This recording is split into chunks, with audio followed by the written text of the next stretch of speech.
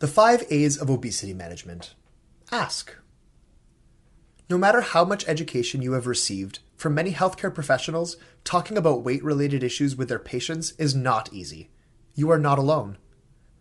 Lack of training, lack of self-efficacy, fear of damaging the relationship with families, concern with triggering eating disorders, and a lack of time are all potential barriers to talking about weight. We know overweight and obesity rates are very high in children, with 1 in 3 Canadian children and adolescents meeting these criteria. Many of these children also experience related comorbidities, including mental health problems. You, as a healthcare professional, are frontline caregivers tasked with the responsibility of addressing these issues. Now, what's the most effective way to do this?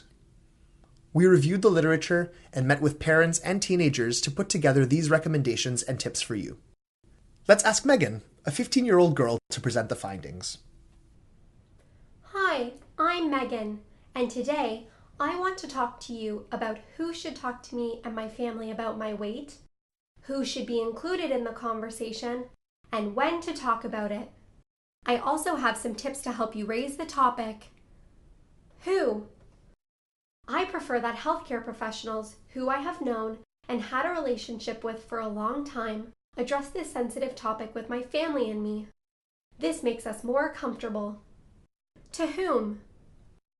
I do not mind if the healthcare professional talks to me and my parents about weight at the same time.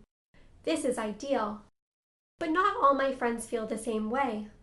Some would rather have this conversation with their healthcare professional alone first, just like we do for confidential things like sex or alcohol. Ask us alone when you first meet us and find out what we prefer. When? When is a good time to talk about this issue? My annual checkup is definitely the best time to talk with me about my weight. I realize that healthcare professionals may need to address it during other visits as well, but they should take extra care to do this in a sensitive manner. How to? So how do you do this? Here are 8 tips to help you start the conversation.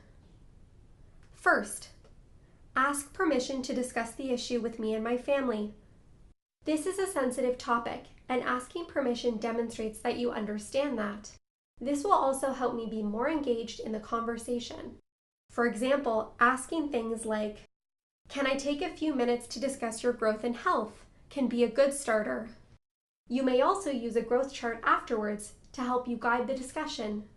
For example, asking, "Can I show you where your child is on the growth chart?" Or, "Can I show you where you are on the growth chart?" When using a growth chart, though, avoid setting weight goals. It can be discouraging and it is not a successful strategy.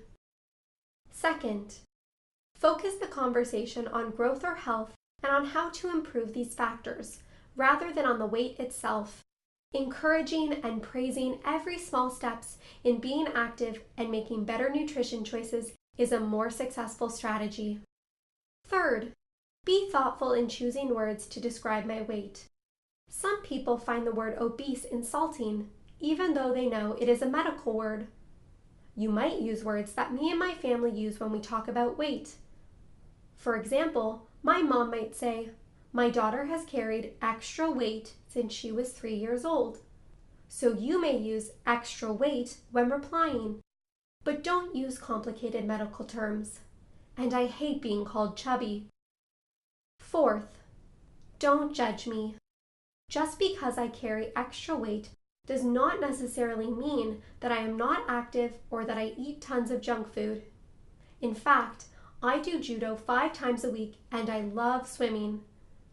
Get to know me and do not make assumptions. Weight is related to more than just diet and activity. Fifth, it's important for me to know about any health concerns, but using scare tactics like listing off all the possible complications is not helpful, and it may only make me not want to come back. Sixth, do not encourage fad diets or strict weight loss strategies, and remind my parents not to talk about weight or dieting in front of me. Hearing my family members talk about their own weight or the size and shape of others may trigger disordered eating. Seventh, be positive, encouraging, and praise all my efforts to be healthy. motivational interviewing may be helpful in engaging my family and me. It allows you to understand what we want, how we feel, and helps guide us in making our own positive changes. 8th, create a weight-friendly clinic by using equipment and furniture that fits everyone. So to recap, 1. Ask permission. 2. Put the focus on health, not weight. 3. Use words to describe weight carefully. 4. No judgment. 5. No scare tactics. 6. No strict diets. 7. Be positive and encouraging. And 8. Create a weight-friendly clinic. Most importantly, remember that people come in different shapes and sizes, and that it does not define who they are. Thanks, Megan. That was great. Megan and I hope that following these simple rules will help guide your discussion and make you feel more comfortable raising this sensitive topic. Your relationship with your patients is really important. What you say and how you say it matters. It does make a difference. Make sure to watch the next video in the 5A series, Assessment, next.